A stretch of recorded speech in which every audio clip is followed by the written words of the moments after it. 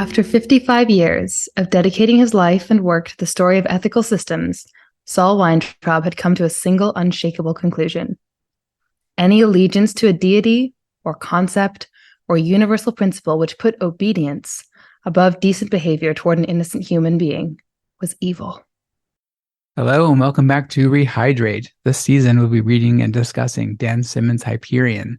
This is Season 8, Episode 4, The River Lethe's Taste is Bitter, covering Part 4. None of the hosts have read the book and have only read up to this part. My name is Dan. My name is Talia. My name is Priya.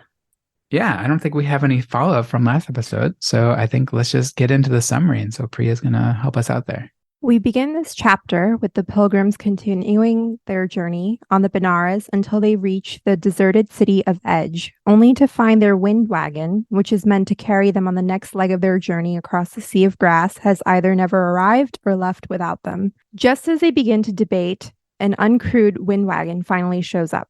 Saul Weintraub is the next to tell his story to the group as they cross the grass sea. Saul and his wife Sarai live in a small college town surrounded by cornfields. Saul is a teacher at Nightingale's College on Barnard's World, and Sarai is a music critic. They had always wanted to be parents, and 5 years into their marriage, their daughter Rachel is born. Rachel is an adventurous and inquisitive child who shows interest in archaeology from an early age. When she grows up, she decides to major in the subject at Nightingale's College. Her career path leads her to travel to Hyperion, which appeals to her because it has the second most non-human artifacts and hasn't become a tourist attraction yet. After 5 years, 4 of which Rachel has spent in transit to Hyperion, Saul has a dream where a voice tells him multiple times that he must travel to Hyperion and offer his daughter as a burnt offering. This will become a recurring dream in which Saul defies this command. While on Hyperion, Rachel and her team study a structure called the Sphinx. One night, when she is alone in the basement of the structure, the time-tied alarm sounds and all the lights go off. In the darkness, Rachel is grabbed by something sharp and cold and falls unconscious. Rachel is in a comatose state when she is rescued. Saul and his wife rush to the web world of Renaissance, incurring 5 months' time debt. Rachel is just waking up from the coma she has been in for the past 17 weeks. The doctor informs Saul and Sarai that while in the Sphinx, Rachel was caught in a large time tide and has contracted an aging disease. Doctors and experts do not understand much about this other than the fact that she is aging backwards. They call this Merlin sickness. Rachel also finds that every day that she wakes up, she loses a day of her memory before the accident and everything since. For a few years, she begins each day listening to a recording of herself, explaining what has happened to her and filling in the gaps of her memory. Meanwhile, Saul begins studying Hyperion and the Shrike. He also becomes fixated on the story of Abraham being commanded by God to sacrifice his son. Saul rebukes the idea of a God who would demand such a form of obedience. Eventually, as Rachel loses more and more of her memories, she decides that it is too painful for her to reprocess the information of what has happened to her each day. She asks her dad to just let her forget. Years later, Melio, who is Rachel's colleague and boyfriend while she was in Hyperion, arrives at Saul's house and informs him that despite all the additional years he spent at the Sphinx since Rachel's accident, he has not found any answers. But after seeing Rachel, who is now a teenager, he tells Saul that he's going back. Saul's ongoing search for a cure for Rachel brings him to a church of the Shrike on Lucius. And when he informs the priest that she contracted the disease in a structure called the Sphinx, the priest immediately jumps up and tells him to leave, cryptically declaring that Rachel is both the most blessed and cursed of individuals, and that she has been chosen by the Avatar, another name for the Shrike, to atone in a way that all sinners and non-believers must one day suffer. Saul is forcibly kicked out of the church and not allowed to return. A few more years pass, and Saul's family is hounded by media attention over Rachel's condition. To escape this, Saul takes an offering to relocate to Kibbutz Kfar Shalom on Hebron, a place that offers his family sanctuary in the form of a supportive community for Rachel, who is now a young child, waking up each day confused and disoriented. After living on Hebron for a few years, around the time Rachel is 5 years old, Sarai tells Saul that they must take Rachel back to Hyperion after revealing to him that she has also been having the same recurring dream as Saul. In her dreams, however, Saul is with her, and her interpretation of the dream is that Saul and Sarai are meant to offer themselves as a burnt offering to cure Rachel. Saul disagrees with her and instead convinces her to take a week-long vacation to their hometown in Barnard's World for the sake of her mental health. Shortly after she leaves, Saul is informed that she has been in a tragic EMV accident and died. Saul is overcome with grief. Years pass and Rachel is now a baby. Saul, realizing time is running out for her, petitions the Shrike to become a pilgrim and eventually goes on TV as a last-ditch effort to get public pressure to allow him to go. Eventually, they are able to make the 6-week trip to Hyperion. After the story ends, the pilgrims look to the sky and see that the tree ship, Yggdrasil, has been destroyed, probably by the ousters. All right. So we have a couple of new characters that were introduced in this section. We have Sarai, who is Saul Weintraub's wife. Rachel, Saul and Sarai's daughter, who we find out in this chapter has aged backwards from adulthood into the baby that Saul is carrying with him on the journey. Dr. Melio Endurez, an expert in the time tombs, who accompanies Rachel to Hyperion. He also becomes her boyfriend while they are working together in the Sphinx, but they separate once Rachel's condition leaves her unable to remember him. And Lucian, the priest known as Your Excellency, he tells Saul that his work is well known on Lucius and declares that there is nothing that you or the church or any agent in this life can do for Rachel. So a lot happened in this chapter. So I think let's just jump into initial impressions. And I was kind of negative on the last chapter with the poet.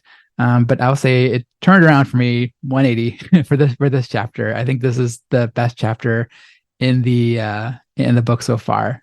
Closely tied with the with the first one. I think the first one was really good, but I think this one just hit home a lot. It was like a lot more of an intimate story than I didn't expect at all. I didn't expect like a personal story of Saul's like relationship with God and like the basically like seeing like a family member like with like basically a terminal illness, right? And so, but in a very like sci-fi kind of way. And his relationship with his wife, and just the characterization of that was really excellent in this chapter. And then definitely, I think it was the like I said, my favorite so far. So how about you, Talia? Well, I feel a little bit justified in stating there's something up with this baby, but I was certainly not right on the money. I had imagined that some like instantaneous, very like hard science fiction event had like transformed her like 30 years younger. And like you, instead I was confronted with this intimate portrait, which is sometimes gestured towards, people try and relate it to something like Alzheimer's or any other kind of terminal illness, or like, watching a family member slip into dementia. But it's so much more painful because it's ruined by the fact that it's backwards and it's wrong. And the thing that really got to me in this chapter was, we're introduced really early to this modest, humble couple.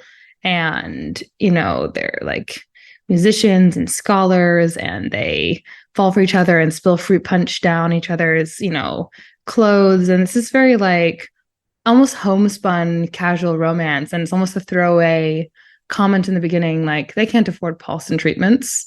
And like, what's a Paulson treatment? Sounds like it must be, the spice melange, extension of life.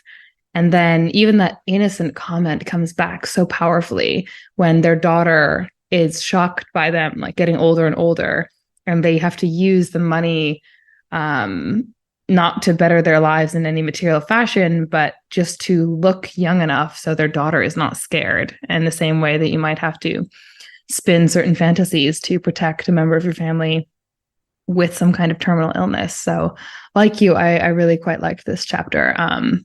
Not sure where it's leading us now, but I'm very excited to see. How about you, Priya? I think for one thing, I wouldn't write off your theory just yet. And this is not to say that I've been spoiled. I think that there's still room for your theory to come true. I don't know why, I just get that sense. But but oh man, this this chapter really, really hit me hard because I don't know if you felt this, Dan, as a parent, but I think it really, really hit that Yeah, weak for real. spot as a parent because it's like you Yeah. can't imagine your child, and that's who your only child, and we are both parents of only children.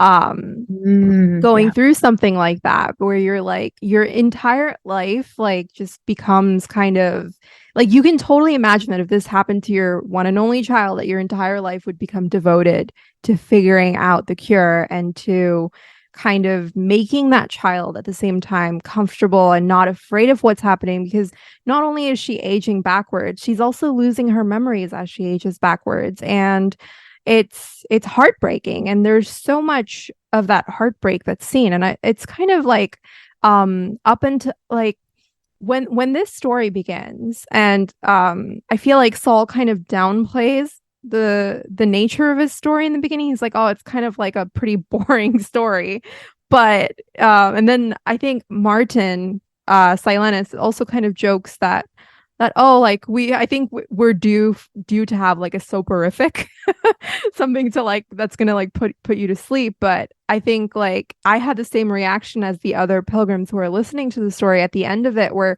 everyone is rendered kind of stunned and speechless. Like, what do you say to that? Like, because here's the story that's raw and human and full of pain and suffering that has been laid out, and that too from a character who had been relatively silent up to this point and only speaking when he really needs to speak to actually contribute to the conversation, like some form of valuable information. And then I was also struck in such a chilling way when in the previous chapter, I think Kassad's chapter, where someone asks after his story, is it really possible that the time tombs are moving backwards in time? And it's Saul who chimes in. He's like, yes, it's definitely possible. And now you find out why he could say that with such confidence, because his daughter is basically afflicted by a disease where she's aging backwards. And it's something that I didn't see coming at all. And I was kind of blindsided by it. And also the whole philosophical discussion over God and all the thoughts that evoked was very, very fascinating for me. Yeah, definitely about like the point about you had about the being a parent and like kind of hitting it harder because of that. I mean, I'm sure like it's emotionally impacting to anybody, but like especially like as you think about your relationship with your kid, like yeah, like just the fact that like she has basically a terminal illness that like in that, and usually when someone has a terminal illness, you don't know how long they have. You have like a rough guess, but like they know like to the day like how long she has, right? Like they know like, oh, like she has exactly this time left, and like after that, like who knows what's gonna happen, right? Is she gonna blink out of existence or whatever? So like that makes it, and you kind of and you see like their anxiety like creep up more and more and more as like the time approaches to the fact, you know, and to the end when like they're like, we got to go, you know, like I got to do something. We have like 12 weeks left and it takes 6 weeks to take the Hyperion. So you need to do now. And I I think just another, loved how much they like leaned into that backwards thing, like you said. Like it's not like you don't know how long you have left; they know exactly how long they have left, and they're really playing with the idea of it's not the unknown that's scary; it's the known. It's the known. It's the remembered, and that's what's so terrifying about this chapter.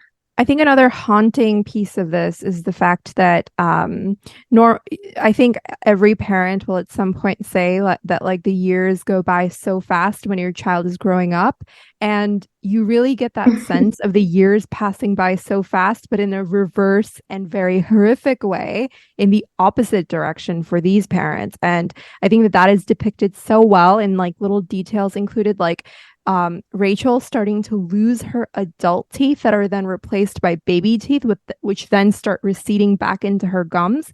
And no. The moment that messed me up and made me close the book is then like on the day she forgot how to walk, he went to his study to get drunk, and I was like, oh, no, I think oh. to me the thing that hit the hardest was like there was a refrain throughout the entire chapter of like them saying like a seal, you know, after a while crocodile, you know, and that kind See of you stuff, later, alligator. and then oh she my forgets how to God. say it.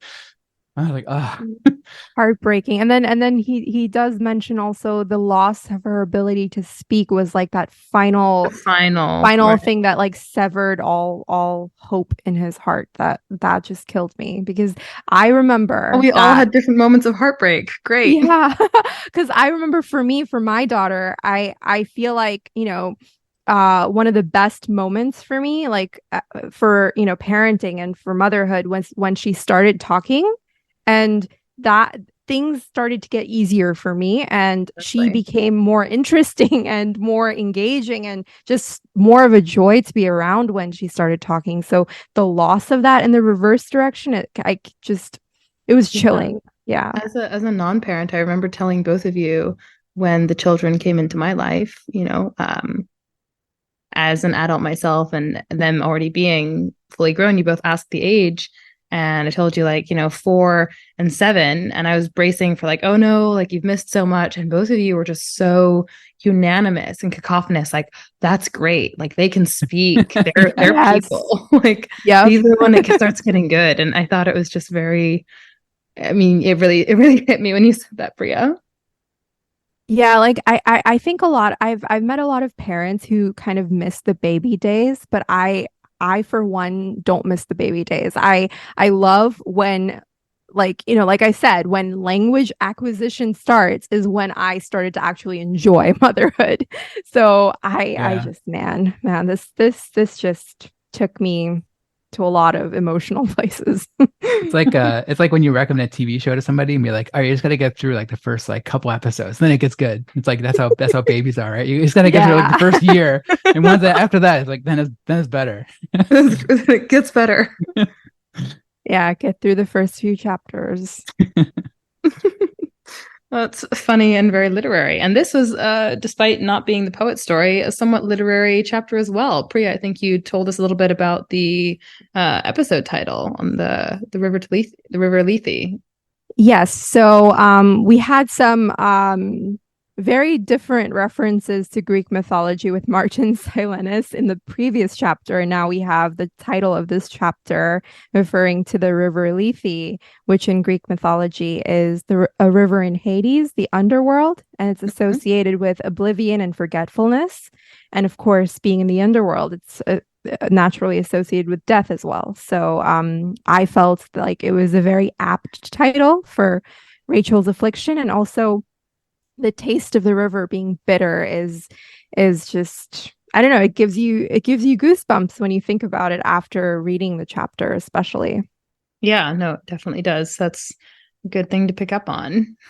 I think like for me like the writing style of this one was just like way easier to read. Like obviously like the content was difficult to read emotionally, but just the mechanics of the writing was like a lot. It was like it didn't wasn't distracting like it was to me in the last chapter. Like the last chapter is like I think he was The just last chapter trying. was ostentatious. I will grant you Yeah, that. he was trying to do that on Yes, and purpose. Like that was the point, right? Like he's like mhm. that's how the poet speaks and writes Stevenson and style, yeah. yeah. But like this one is just like more straightforward, like just tells you like what's happening. And then like the story is like way more effective to me as Mhm. as a reader. It was just like easier to read, easier to comprehend. I didn't have to think about like, what all these like fancy words meant or whatever, like what he's trying to infer, and like this like fancy writing style. It's just like telling me like this is what he's thinking. So There's nowhere to hide with when the writing style is this plain. yeah. He goes to the priest on Lucis, and the priest is just like, no one can help you. Right. There's no prophecy. There's nothing to decode. Like, you can't help her, but also no one else can. It's just really straightforward. I will agree on that. What's really interesting is that this chapter, this story is given to us in the third person, whereas the previous story, Martin's story, was given to us in first person.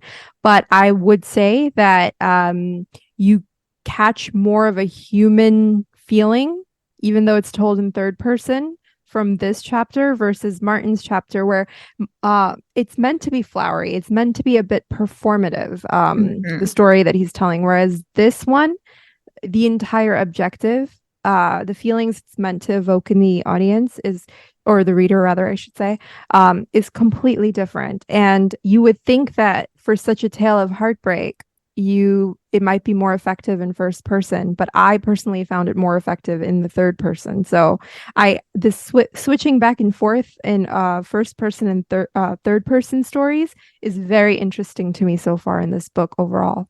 We are who we are. Martin Silenus hears the story and can't help but perform. It's with empathy, but he starts quoting William Butler Yeats, A Prayer for My Daughter. And, he makes some good points, but he certainly makes them like a poet. Indeed.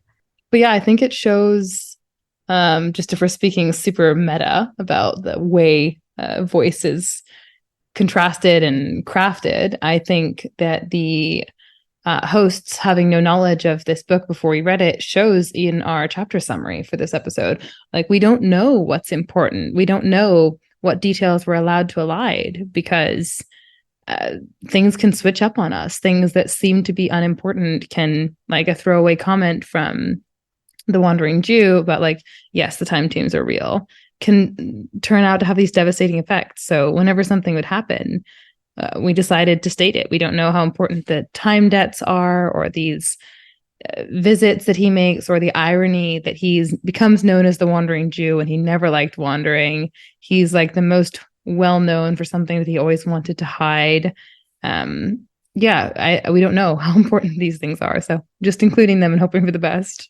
I feel like another interesting part of this chapter was kind of it was more of like, because it was like an intimate story, it was like just like a personal story, but like it gave us a lot of context around like the future, I guess, this world, this future world, like just talking about like stuff in like very mundane ways, talking about like how he can't really afford forecasting, and just like the traveling to Hyperion, just like the mechanics of that, and like and then like also like sort of to the side, I guess, like of like the Shrike, and like what going to a Shrike temple, and like how many Shrike temples are around, like the web, I guess they call it, right?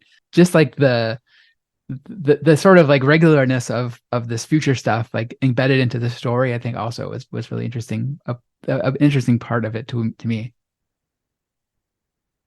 I'm sorry, my heart keeps getting broken thinking about this chapter. Like, as she gets younger and younger, and it gets easier and easier to lie to her. Oh God. Yeah. And I mean, even that conversation that she has, this is described in the book as the one and only time that Saul. Oh, is this the 21-year-old her? I think is she 21 or yeah, I remember. The first time that they get drunk together. Yeah. First and only time. And they get drunk together. Yeah. He just tells him like, let me just forget. And all he can say is, yes, I understand. And it's just this heartbreaking moment where he's experiencing this conversation with his daughter that starts out kind of, where they're just kind of like getting drunk and like giggling and laughing. And then it ends with this like, let me just forget. And I think that's a turning point in their relationship, because it's going to be more and more forgetting from that point onwards, and more of and we're introduced to both of them as people who are pursuers of knowledge. She is a PhD student raised by a PhD student married to a PhD student. You know what I'm saying? Yeah. A very relatable chapter, I thought. But letting go of that, yeah. Her descriptions as a child that are given to us make this all the more heartbreaking, because the child that she was and then the child that she has to regress into are two very different children. Like, she's the child that she was when she was initially growing up is a curious child who is fearless, and the child that she the child that she regresses back into is disoriented. She is confused and friendless. Yes. And she every day begins with her losing knowledge versus attaining knowledge. And it's just. And I think it was even like when they have that really funny, like, little did we know, one of the only funny moments in this chapter of her like climbing this tree and her parents rushing to her after she falls. She's like broken leg, broken ribs, like jaw wired shut. She's like, I almost made it to the top. Like, I'll make it next time. I think she's even with a friend there. So she's excellent point, Priya. Courageous, surrounded by, people who goad her on. And then she ends her life, or begins to end her life, or begins to begin her life. I don't know, the grammar is funny through the black hole over here. Alone with like disquiet of like an aged parent being the first thing you see, as opposed to like the curiosity of a child. You know what else killed me was Oh when what else killed else? me was that up until the point of her mother's funeral, Saul has to tell her that for 3 days in a row he has to remind her that mom Right. died, so he has to relive that. And that felt really like talking to a beloved family member with Alzheimer's, because a lot Yes, of them actually do have that. Hey, like, exactly. where's my Yes, mom? Am I going to tell an 85-year-old that her mom is dead? Or yes. maybe, or am I going to say she's out at the store? Yeah, my Yeah, husband's grandmother has Alzheimer's, and it's a lot like that with her.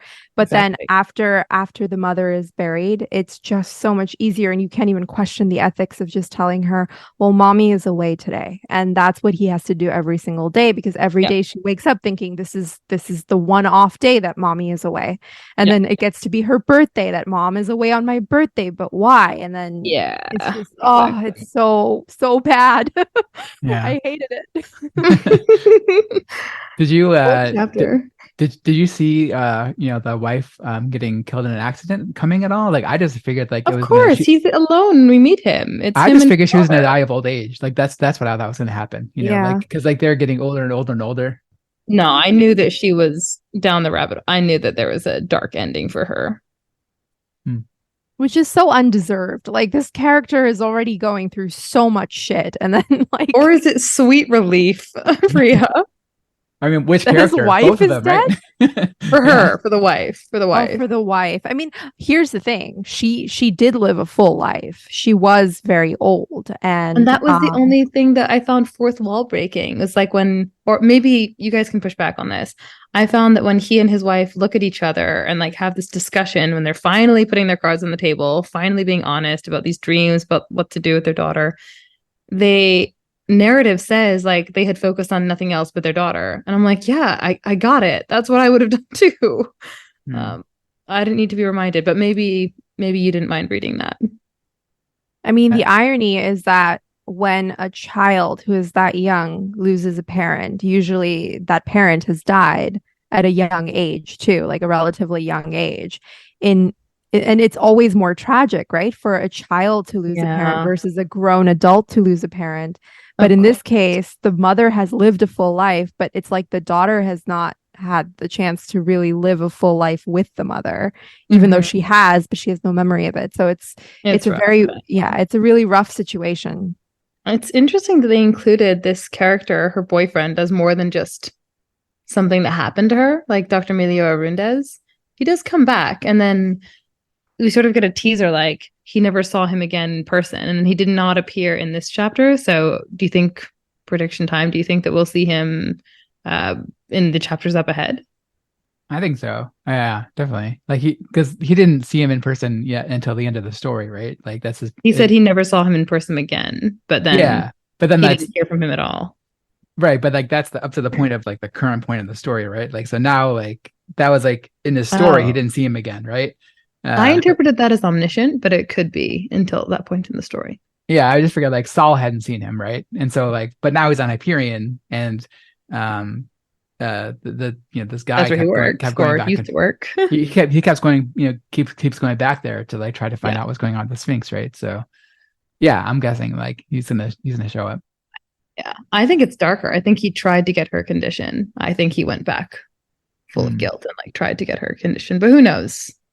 Yeah. Interesting. I think that it would be a waste of his character if we don't see him again, because when he's first introduced, he's just kind of introduced as Rachel's lover, and Yeah. then you would think that it's just like a fling, right, that they're having because they're working together.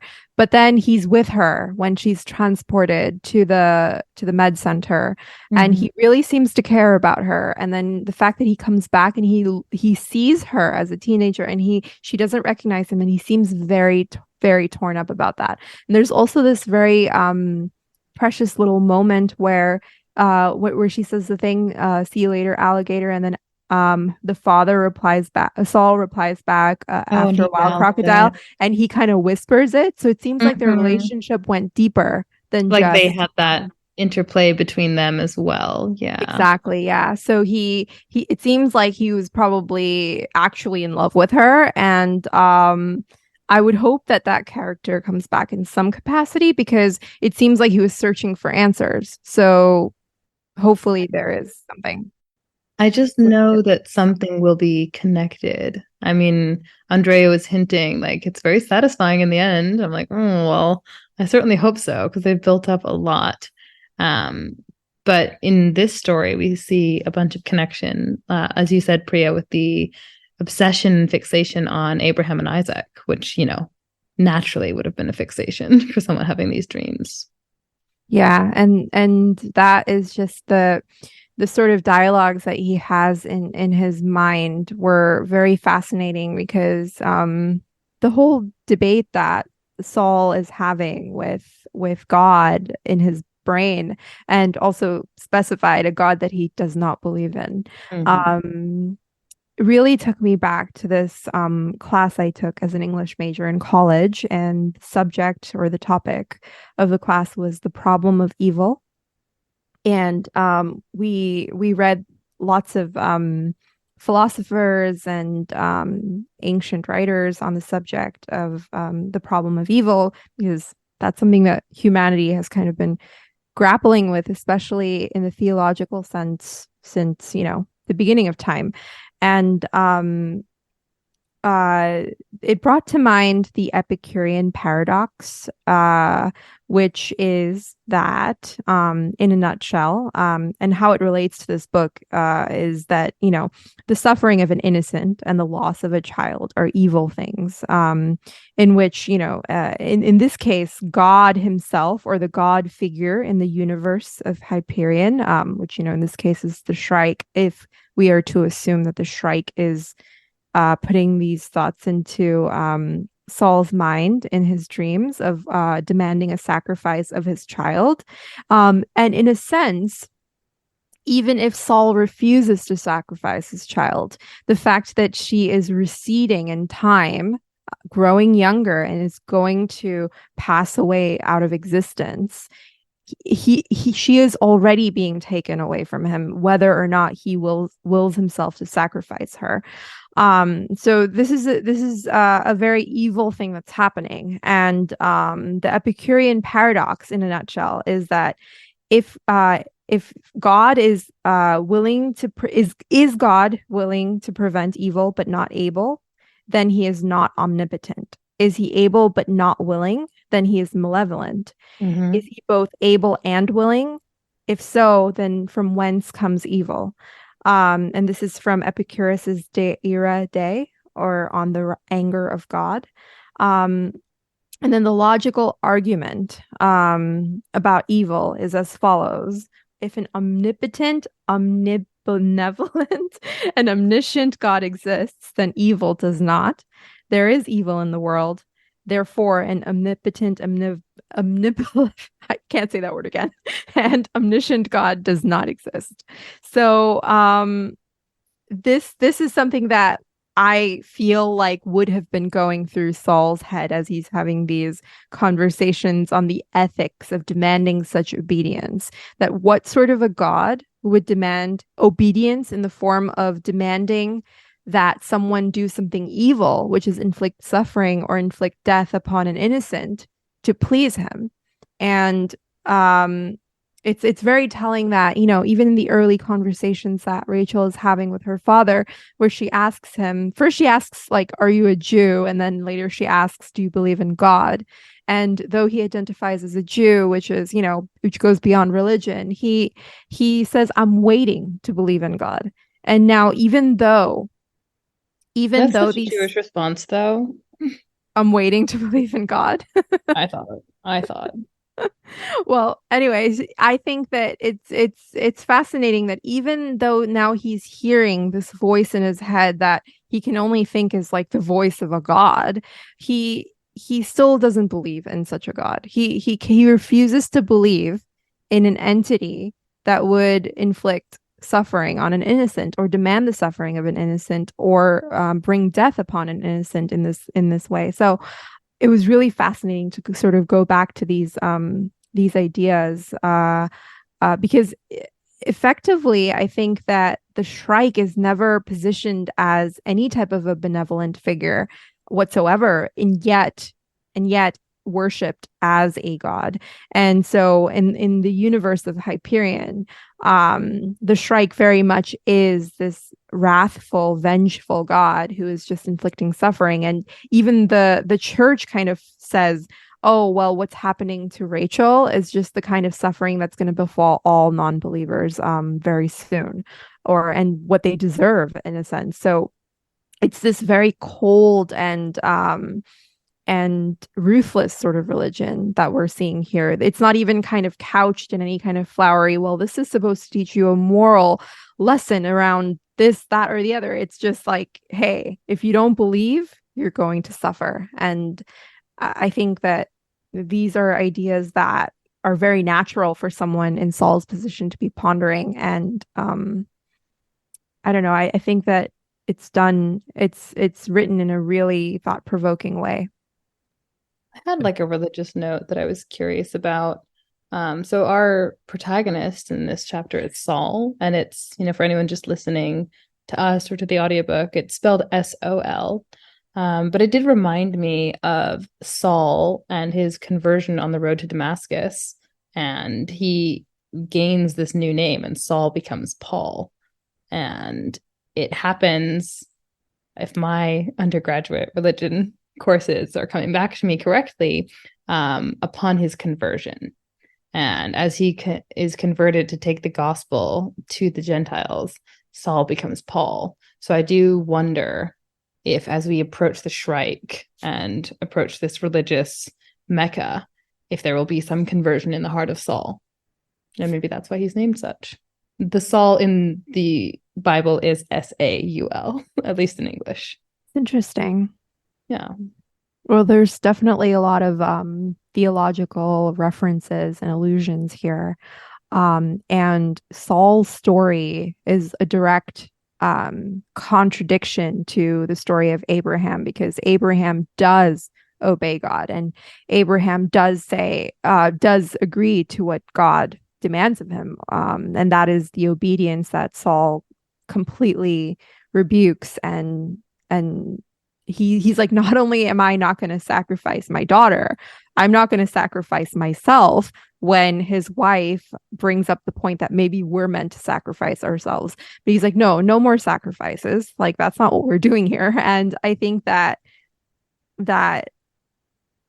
it's very interesting that he will do anything to, help his daughter, but he will not put blind faith in something like this. So far, we don't know. I think what's exactly what's going to happen, right? Riding my wavelength. Exactly. So far, because now he is en route to the temple. So even facing the TV cameras to beg to go. Yeah, when he actually gets to the temple and like realizes, like, yeah, his visions or his dreams are coming to reality. Like, maybe he'll decide that's what he needs to do. Anything to read into the fact that his wife is not in his dream and he is in hers? Typical. All right. Well, that's the funniest thing anyone could say. So, no further questions. I mean, we talked about all our heartbreak, so I couldn't resist the opportunity to inflict a bit of humor. In the Doctor Who that's coming out now, it's like a special with David Tennant as Doctor Who. I guess very mild spoilers for Doctor Who, but yeah, no real spoilers.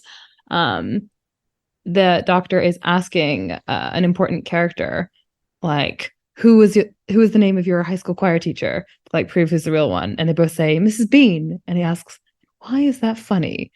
And one copy says, because it's the name of a vegetable given to a person, and the other person says, it just is. That feels I love Doctor Who. Did this just recently come out? Yeah, we're only 2 in. You can catch the next one. Yeah, so I guess where do we go from here? It seems like, besides Saul's story, we did get a little bit of lore. I think like we should talk a little bit about the stuff that, the stuff actually on Hyperion. the scene of them like kind of traversing the sea of grass, right? Like on this ship. That was pretty interesting. And then it seems like at the very end, the ousters are launching an attack against Right, they're against back. Yeah. yeah, against the captain's people, Het, right? That's his name, the captain. Ethnicene. I was a little Yeah. confused by the end. I think I was just so shell-shocked by the story. I wasn't totally sure about the conflict. They let the mantas go in the very beginning, but there's been some other kind of delay, destruction of the outside world. It sounds like it's what's happening next, but we have been promised that even with everything going apace, it's at least like a day and a half, right, of travel. Yeah. Yeah, they still have a little bit more to go, but not that far out. Enough time to tell two more stories. Yeah. Three more stories. Another part that broke my heart was when the manta rays died trying to haul these guys across. Oh yeah. That's pretty sad. I mean, you just like worked them to death. So, and in this world, we don't have any other way to move a vessel across water than these creatures having to haul it across. So there is that bit of heartbreak. Yeah, the world is pretty weird because they can't send messages. The like it's yeah, I guess they call it the anti-anthropic fields or something that are like that are impacting everything and yeah, there's something else happening. I mean, I'm guessing it's all tied in with the time tombs and everything. I do know that the next chapter is the detectives chapter. Yeah. Yeah, so we're solving mysteries, I guess. Yeah, I'm assuming that's going to be the detective kind of style story, like written like in a noir style or something. We'll see, but that's my expectation going in. Back to Agatha Christie vibes, maybe. Yeah. Yeah. Well, I'm thinking more like like I don't know, like in my mind it's like a black and white, guy and and you know in a detective agency, and the Like girl film noir. yeah, like the girl comes in and like, it's like, oh, you gotta find this guy for me. It's like he has a cigar and a whiskey. We already Very have some film whiskey and noir. Scotch. Well, that's Dan's prediction. That's yeah, I mean, we'll see. Like, but I mean, the title is called what? The long goodbye, which is like so like detective, like a story kind of title Yeah. too. Somehow we're transporting back in time to like the 60s or something. I was thinking like the 20s, totally right? different genre. Every genre is gonna have every century is gonna have a 60s, Priya. Every millennium will have every 60s. We're in the roaring 20s now. Right. Yeah, it feels like as good as this chapter was, I don't really have that much more because it felt more emotional than anything. So I don't have that much more to talk. I mean, like there's a lot of interesting bits I think throughout, like I kind of alluded to earlier, like talking about the future. The fact that Saul like went on TV to plead his case to the universe or whatever to the web, to actually like get him to put public pressure on the Church of the Shrike to let him become a pilgrim. That was pretty interesting. True. What's also interesting is that we don't know still like what exactly Saul Weintraub is hoping to accomplish by going to the time tombs. I mean, we know that he wants to find a cure for his daughter, but where is he at in his theological thinking on the subject?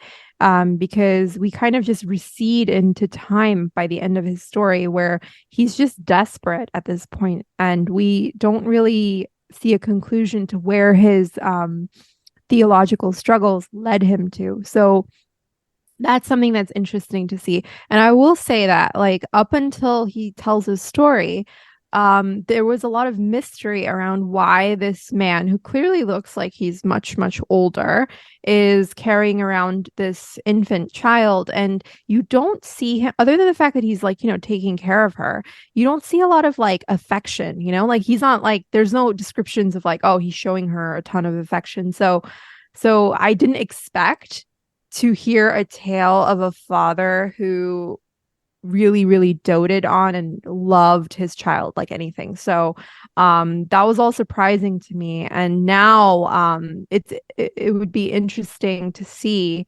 where that takes him.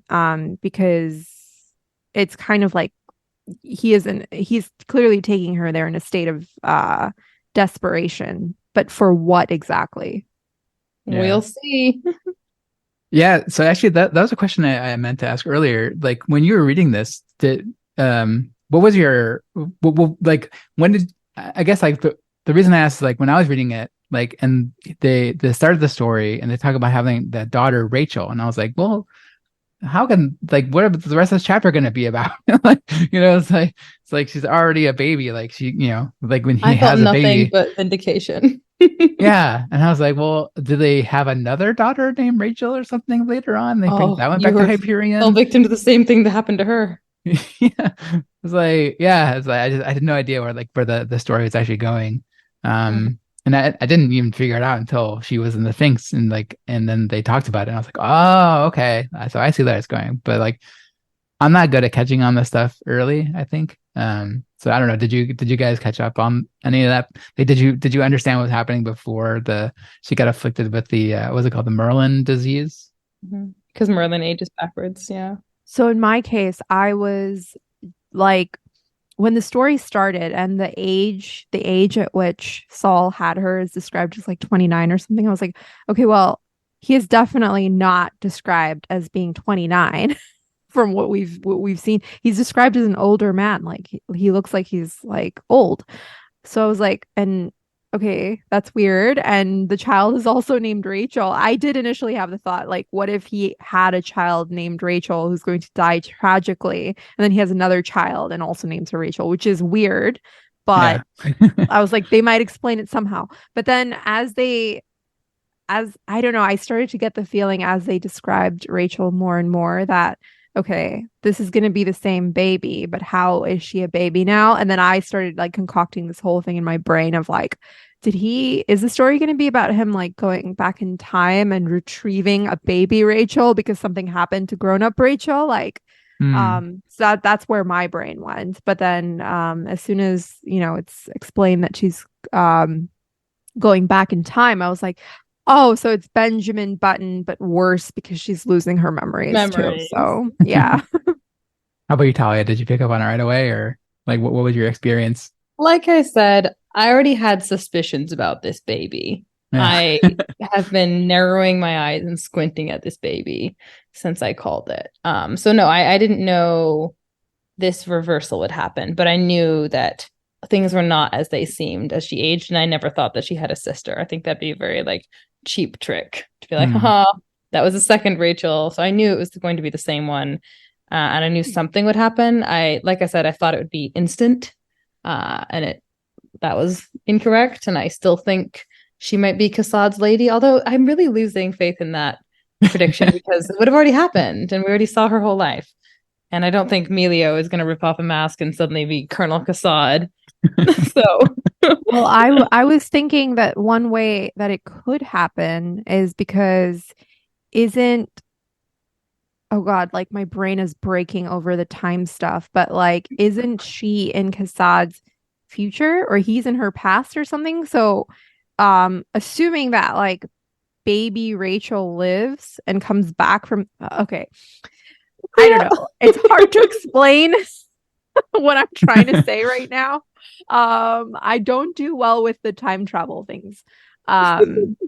So it would have been like adult Rachel who had previous to the point where she had aged backwards had been with Kassad. So maybe that and was. I think it was like a detail in Kassad's chapter that I really snorted at. Although maybe it was meaningful. I thought it was just like vaguely chauvinistic, but it was like she was a few years older than him, perhaps 27, but still beautiful. And I was like, okay, well, no need for that. But still beautiful. No, so here's what I was thinking. Given baby Rachel now lives and maybe she starts to age in the right direction, could she then possibly be the same person? But I also don't like that fate. I don't happened. Oh, I see. I also don't like that fate for her now after knowing her, right? Like that's what she becomes. Like I don't want that for that character anymore. So Well, life's not always fair, eh? I know authors are not always fair to their readers. So We'll see.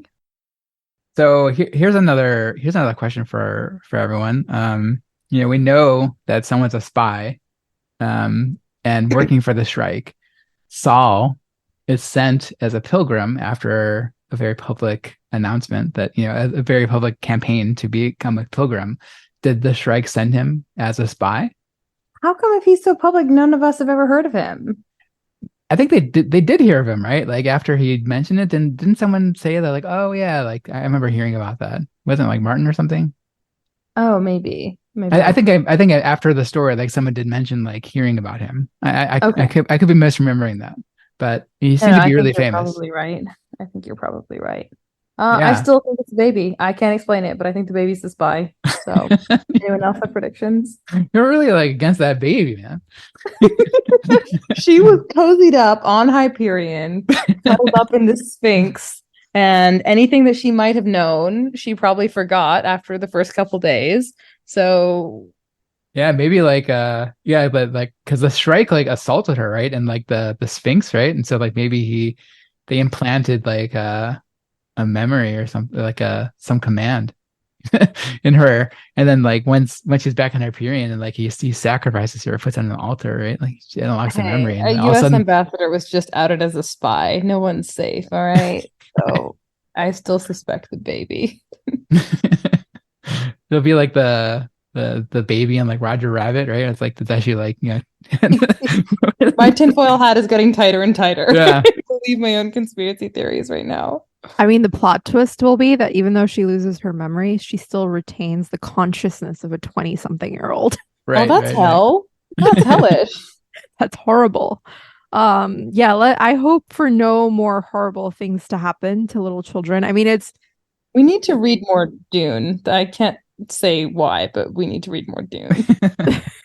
I mean, it's already horrifying. Another horrifying moment is when just moments before Saul receives a call about his wife's death, the immediately before the scene right before that is that he found his daughter in the closet looking at photos of herself as an adult and asking Saul, why didn't you tell me I had a sister? Because she can't make sense of it. And then he's like trying to figure out how to answer this question. And then he's like, distracted by a phone call telling him his wife has died. So, I mean, Saul has been through the worst, I think, of everyone so far. I no longer care for the other characters that we've heard about so far. I think Saul wins or loses as like the person who has suffered the most so far. Blessed, most cursed. Yes. See. All right. Well, thank you for listening. Please check out rehydrate.space for release episodes, reading lists, and all the other stuff we put up there. Leave comments by emailing us at rehydrate@fastmail.com, on Twitter at rehydratepod, or on Mastodon at rehydrate@mast.to. And join us next time for part 5, The Long Goodbye.